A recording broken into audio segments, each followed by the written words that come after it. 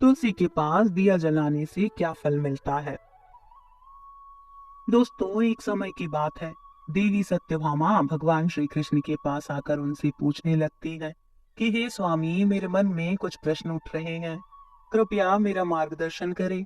तब भगवान श्री कृष्ण बोले कि हे सत्यभामा, क्या है तुम्हारा प्रश्न, कृपया बताओ, तो तुम्हारे प्रश्नों का निवारण करके हमें प्रसन्नता होगी।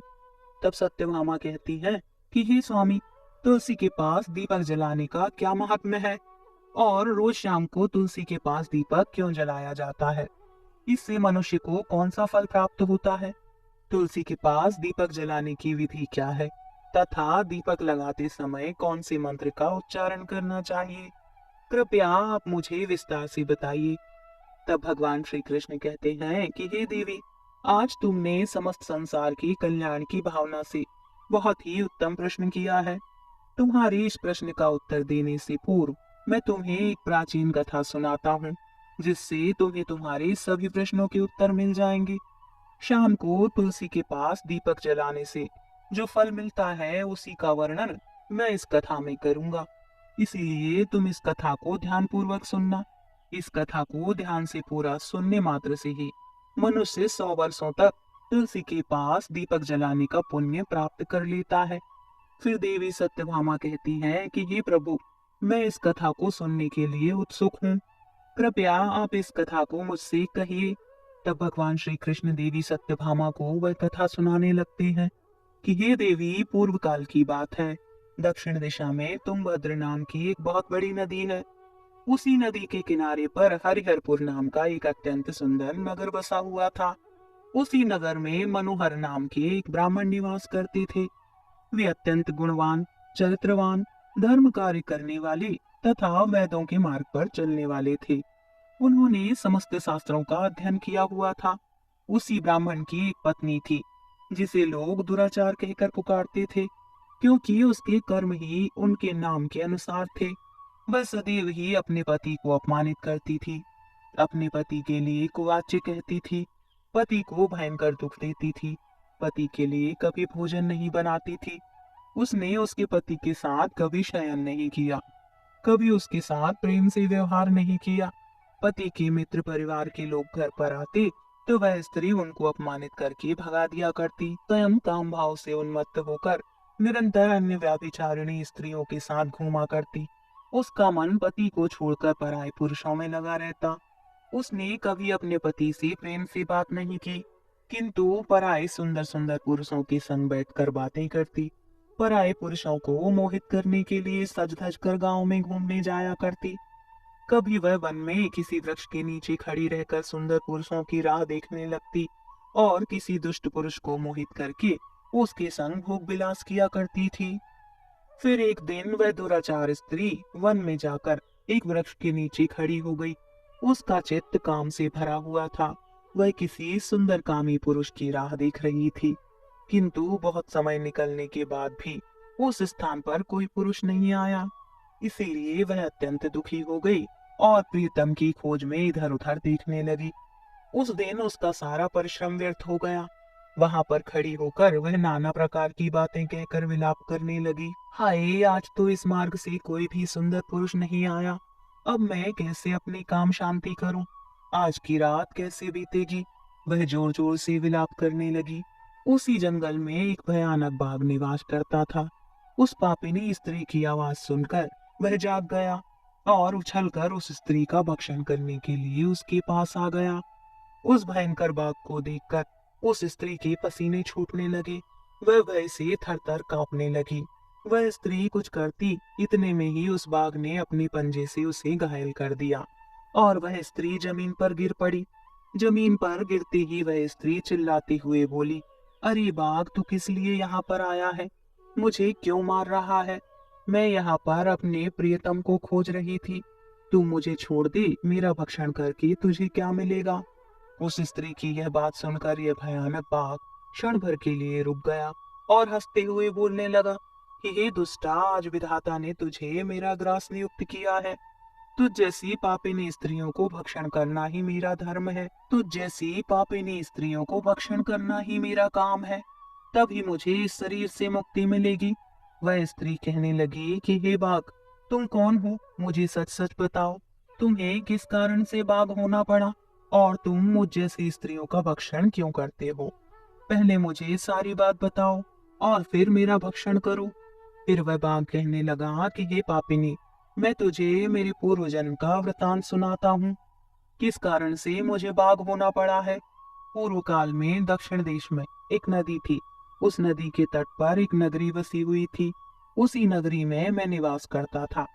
मैं एक ब्राह्मण का पुत्र था और नदी किनारे बैठकर यज्ञ आदि कार्य किया करता था। मैंने उस जन्म में अनेक पापियों के लिए यज्ञ किए।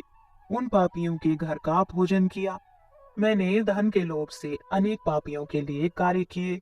जिन वस्तुओं का दान ब्राह्मण को नहीं लेना चाहिए, उन वस्तुओं का दान भी मैंने ग्रहण किया और दूसरों से धन लेता था, लेकिन कभी वापस नहीं करता था। इस प्रकार से पाप करते हुए मुझे बहुत साल बीत गए और मैं बूढ़ा हो गया। मेरे बाल सफेद हो गए, आंखें सूज गई, मुंह के सारे दांत गिर गए, लेकिन फिर भी मेरी दान लेने की आदत नहीं छूटी और मैं पाप करता गया। फिर एक दिन मैं धन के लोभ से नदी किनारे गया और अन्य धूर्त ब्राह्मणों के साथ मिलकर हमने लोगों को ठगा। झूठे मंत्र वचन बोलकर हमने बिना विधि किए ही देवी देवताओं का पूजन किया और बहुत सारा धन दान ले लिया। फिर उसी स्थान पर एक बीमार कुत्ते ने मेरे पैर में काट लिया और मैं मूर्छित होकर गिर पड़ा। उसी क्षण मेरे प्राण चले गए। यम के दो दूत उस स्थान पर प्रकट हुए और मुझे पकड़कर यमपुरी ले गए।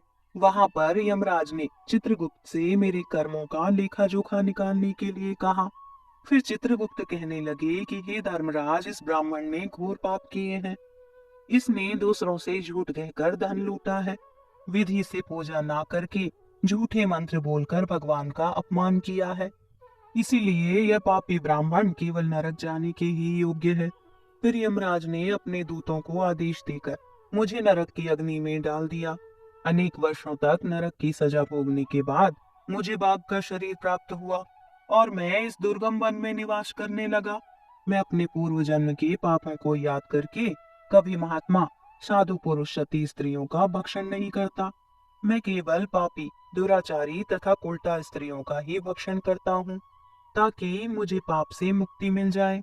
इस प्रकार से उस बाघ ने अपने पूर्व जन्म का वृत्तांत सुना दिया और उस स्त्री से कहने लगा कि हे पापिनी, तेरे आचरण से तू उल्टा दिखाई पड़ती है।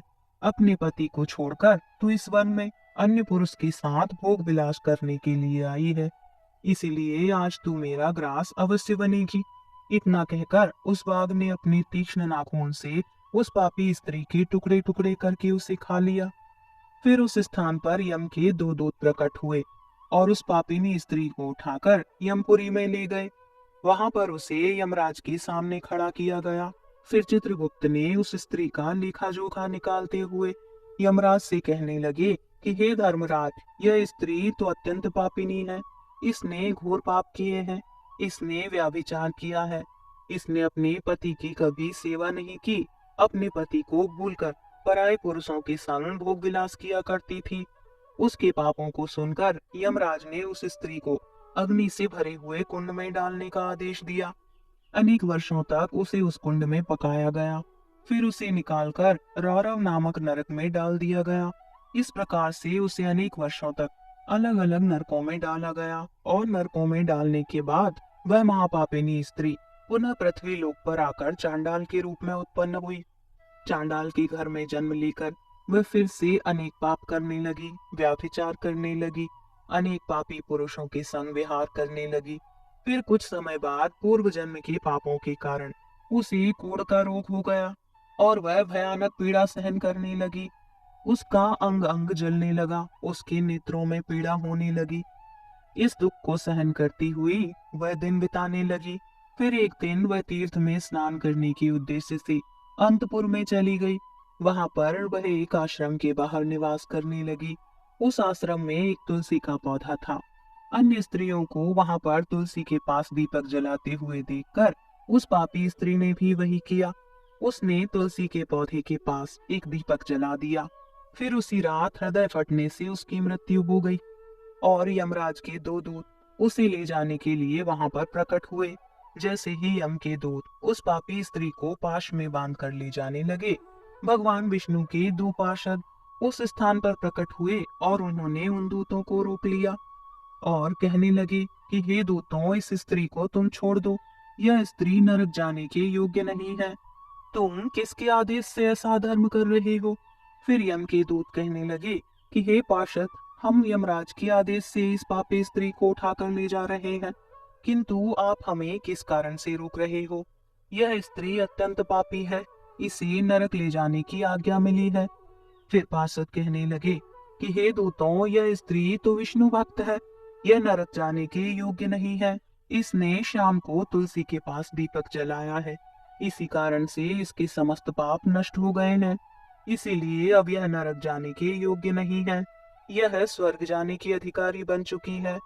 पार्षदों की बात सुनकर उन यमदूतों ने उस स्त्री को उसी स्थान पर छोड़ दिया और यमलोक चले गए। वहां जाकर उन्होंने यमराज को सारा वृत्तांत सुना दिया। भगवान विष्णु के पार्षद उस स्त्री को दिव्य विमान में बिठाकर स्वर्गलोक ले गए। भगवान श्री कृष्ण कहते हैं कि हे देवी सत्यभामा, इस प्रकार से तुलसी के पास केवल दीपक जलाने मात्र से ही मनुष्य के सभी पाप नष्ट हो जाते हैं। जो स्त्री नित्य शाम को तुलसी के पास दीपक जलाती है, वह सौभाग्यशाली बनती है। उसके पूर्व जन्मों के सभी पाप नष्ट हो जाते हैं, उसे सुख समृद्धि की प्राप्ति होती है। रोज तुलसी के पास दीपक जलाते समय इस मंत्र का उच्चारण करना चाहिए। ओम तुलसी देवी च विद्महे विष्णु प्रियाय च धीमहि तन्नो वृंदा प्रचोदयात्। श्री कृष्ण कहते हैं, हजारों अमृत की घड़ों से नहलाने पर भी श्री हरि को उतनी तृप्ति नहीं होती जितनी वे मनुष्यों के द्वारा तुलसी का एक पत्ता चढ़ाने से प्राप्त करते हैं। 10,000 गौदान से मानव को जो फल प्राप्त होता है, वही फल तुलसी पत्र के दान से पा लेता है। जो व्यक्ति मृत्यु के समय अपने मुख में तुलसी पत्र का जल पा जाता है, वह संपूर्ण पापों से मुक्त होकर श्री कृष्ण के धाम जाता है। सनातन हिंदू धर्म में तुलसी के पौधे का महत्व सबसे अधिक है। इसकी सबसे पहले पूजा भगवान विष्णु जी ने की थी।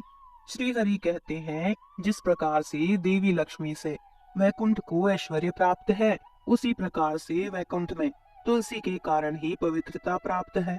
पृथ्वी लोक पर जिस स्थान पर भी तुलसी का पौधा होगा, उस स्थान पर कभी बुराई का वास नहीं होगा। ऐसा स्थान सबसे अधिक पवित्र होगा। इसी कारण से हमें हमारे घर में तुलसी का पौधा अवश्य लगाना चाहिए।